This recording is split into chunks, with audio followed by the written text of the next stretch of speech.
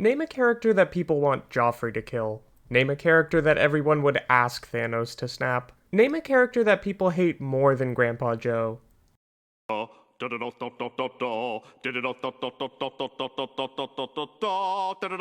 It's Jar Jar.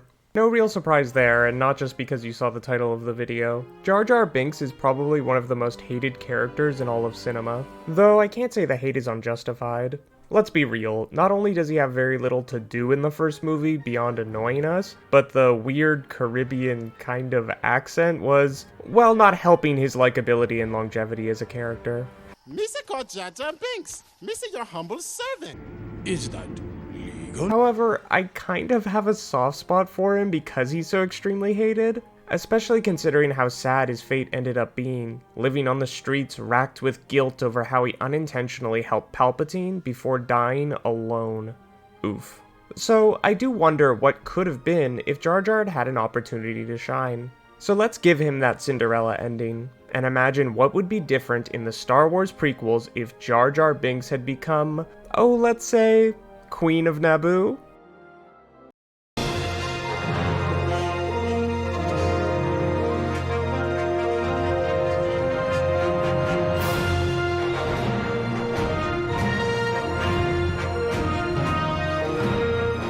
Okay, your first question, why? And your second question, why, oh why, is Jar Jar Queen? And I am happy to answer both with, why not? Why can't Jar Jar be Queen? Inspired by the charisma and passion of Queen Amidala and how gracefully she handled the trade embargo and the reintegration of Gungan and Naboo societies, why shouldn't he strive to be as great as her? After the Phantom Menace, Jar Jar leverages his former position as Bombard General to get a seat on the Oto Gungan Council.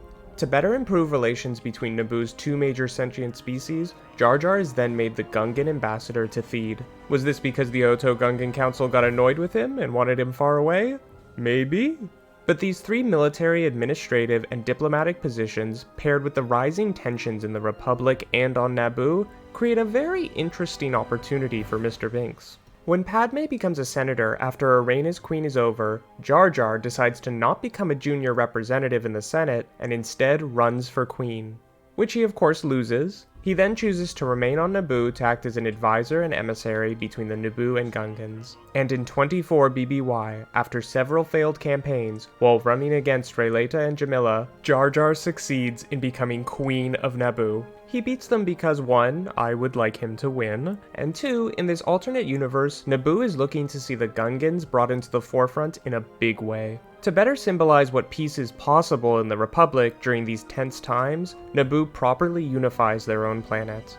And hey, they do like to elect teenage girls because they value childlike innocence, and who has more childlike innocence than Jar Jar? And so, the reign of Queen Jar Jar the Clumsy begins. May his reign be long and peaceful.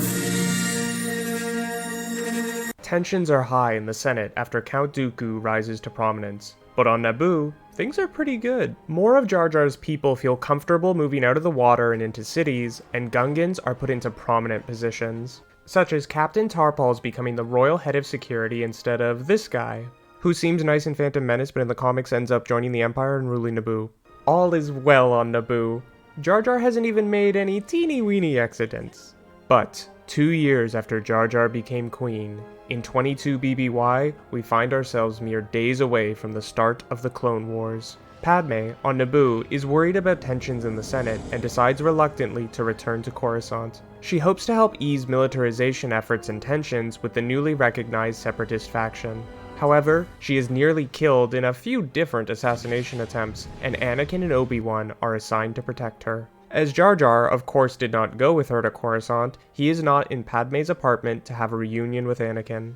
Jar Jar is not there to insist that Padme is happy to see Anakin, but that does not dampen the boy's affection for her. In any case, Obi-Wan still has his Professor Layton adventure across the galaxy, and Anakin is tasked with bringing Padme back to Naboo to keep her safe. When Padme returns, it is now that Jar Jar has his reunion with little Annie Skywalker. When they sit down to discuss what is happening in the Republic, just as Jamala did in Attack of the Clones, Jar Jar fears war is imminent. He hasn't forgotten what Newt Gunray is capable of when properly backed and motivated, but he's hopeful that peace can be maintained diplomatically.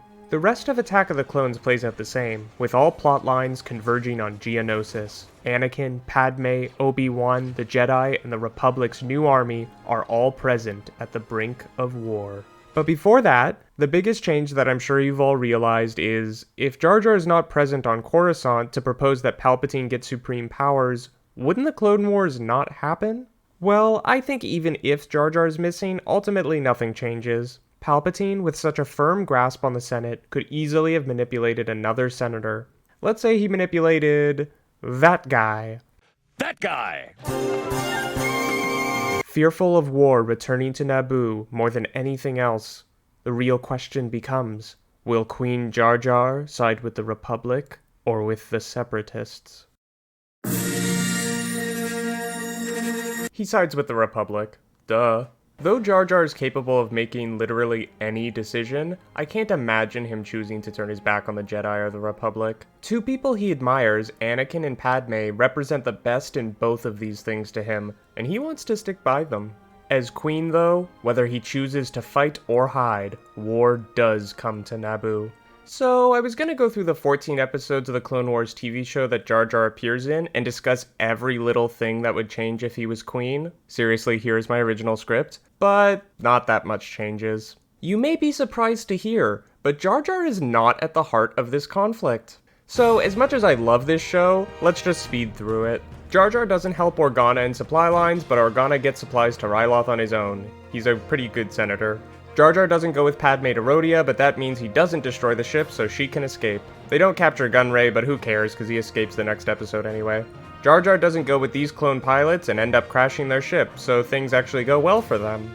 The Blue Shadow virus is still thwarted by Anakin, and without Jar Jar, Padme's suit isn't compromised, so it's a smoother weekend for her. Gungans still go to help Mon Cala, but Jar Jar, as Queen, obviously doesn't go. Does that mean Padme drowns without his spit? Maybe. But Anakin and Fisto will just have to do a better job with force bubbles. Richelieu doesn't betray Naboo and Gungan boss Leone because he isn't disgruntled now that a Gungan is on the throne. And in Jar Jar's last appearance, he successfully aids the Bardotan people with Mace Windu, gets the girl, and returns to Naboo, a heroic queen. The TV show ends with Naboo doing pretty great. Is there nothing Queen Jar Jar can't overcome?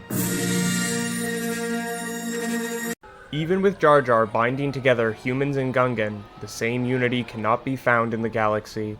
Palpatine's plan is all but complete, and nothing Queen Jar Jar has done will change that. This movie plays out almost exactly as it did in the main timeline. The Jedi are still slain, the Separatists are beaten, Padme dies, and Anakin aids Palpatine in creating the first galactic empire. The galaxy falls into darkness, as once again the Sith rule. No one, not even Naboo, is safe.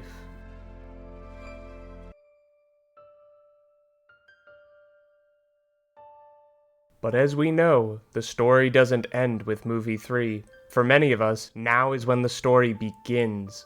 When the Empire rules, when Luke Skywalker is on Tatooine, and when Queen Jar Jar, the last in the line of Naboo queens, joins the rebellion. As the Empire spreads and Naboo is forced to serve, the title of Queen becomes nothing more than a ceremonial title. Palpatine takes charge, and his Moffs hold real planetary power. But, due to its status as Palpatine's homeworld, Naboo prospers during the age of the Empire. Its economy and environment were regarded to be far healthier than most worlds which had been subject to Imperial rule. The Empire also demilitarized Naboo, and dissolved the Royal Naboo Security Forces Starfighter Wing. As a result, Naboo lacked any combat-trained pilots by the time of the Battle of Endor. Thus, Naboo does not have the military to aid the rebels, but hey, neither did Alderaan. No, Alderaan is peace, but we have no weapons. You can't You will possibly... convert another target? They help in secret where they can, and Jar Jar works with the early leaders of the rebellion to aid worlds, save prisoners, and damage the Empire where they can.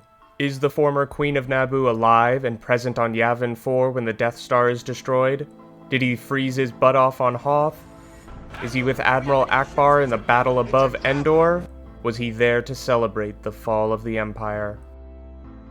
I don't know, but I know this. He stayed to help. As Jar Jar never lived with the guilt over giving Palpatine power, he never flees and abandons his position. He doesn't return to Naboo in shame, but remains as their strong leader for as long as he can. He isn't shunned by human and Gungan alike, fading into obscurity, where he lived the rest of his days a beggar, rambling about better times and what could have been. Say what you want about Jar Jar in The Phantom Menace. Say what you want about his portrayal, role, and potential, but one thing is for certain. No one deserves to die quietly and alone on the streets after decades spent with guilt as their only companion. Jar Jar may not have been a good politician, and he may even have been a bad queen, but if he had remained on Naboo and out of the hands of corrupt individuals who preyed on his good nature and naivete, his life may have been far less tragic and full of far more fun. Misa called Jar Jar Binks. Misa, your humble servant. You said good guys will triumph. Right, Master and Mace? Gungans no dying without a fight. We are warriors. My friend might have been banished. My forgotten. No, Jar Jar. You may be gone, but you will never be forgotten. Misa doing my best.